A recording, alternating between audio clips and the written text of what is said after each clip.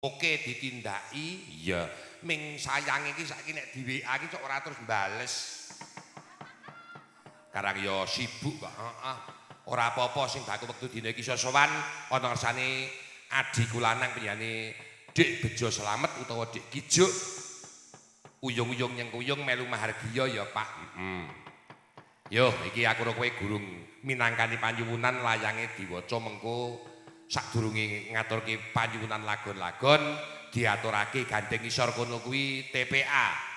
Papan kanggo pamulangan bocah tumuju marang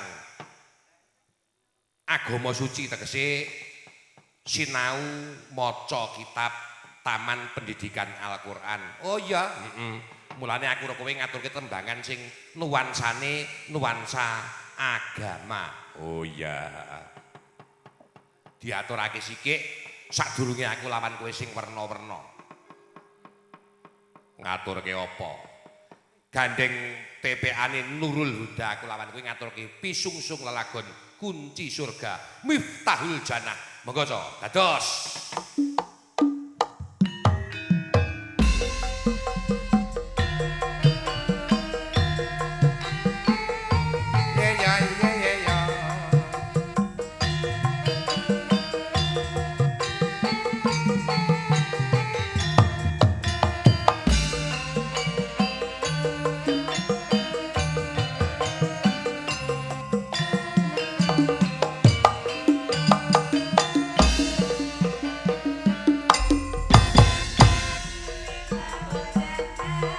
La ilaha illallah Miftahul Jannah. La ilaha illallah Muhammadur Rasulullah. La ilaha illallah Muhammadur Rasulullah. Kuncine sadar. La ilaha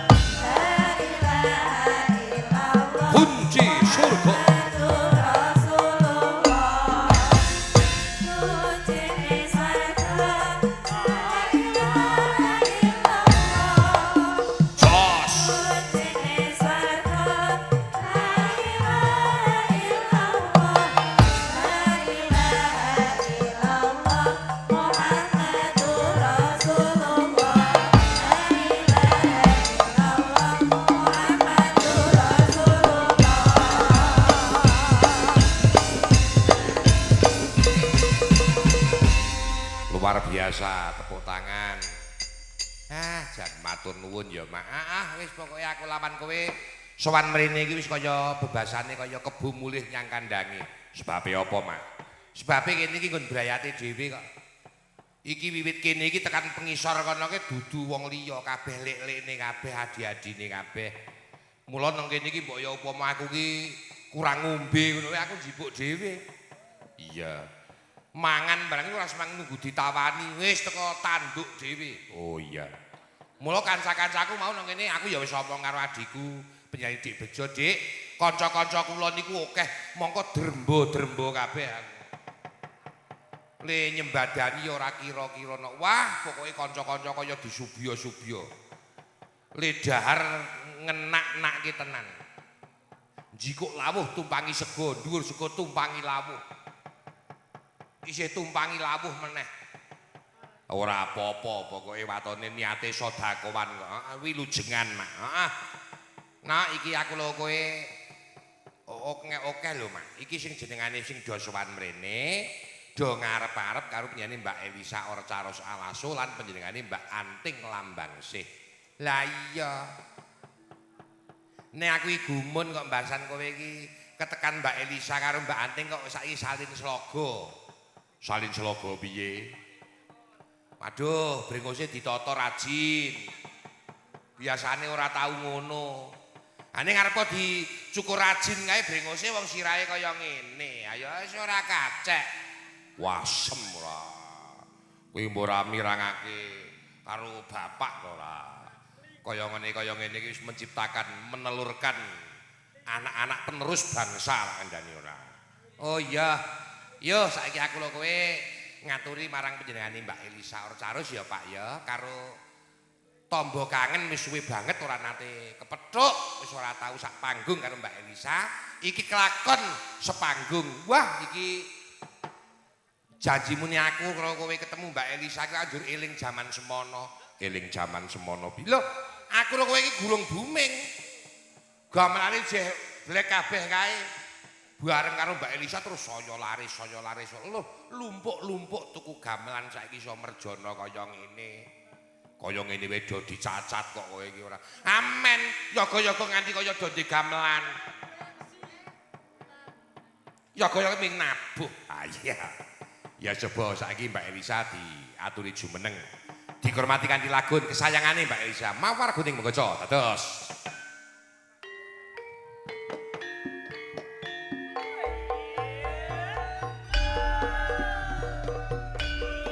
Oke, bareng Mbak, bareng.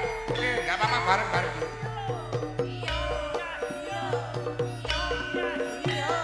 Yeah.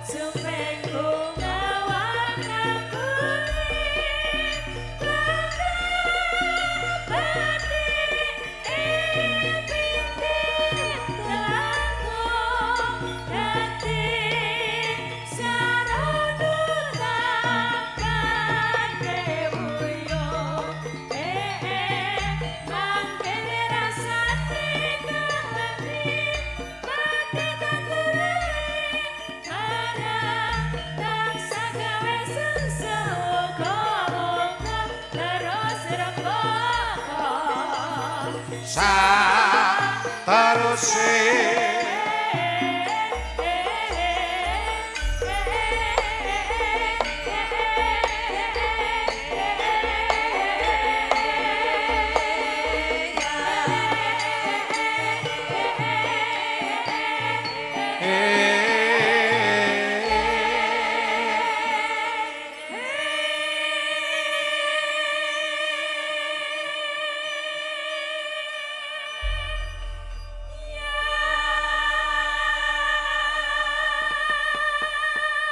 Sembah nuwun Mbak Anting lenggah dulu. Ya oke.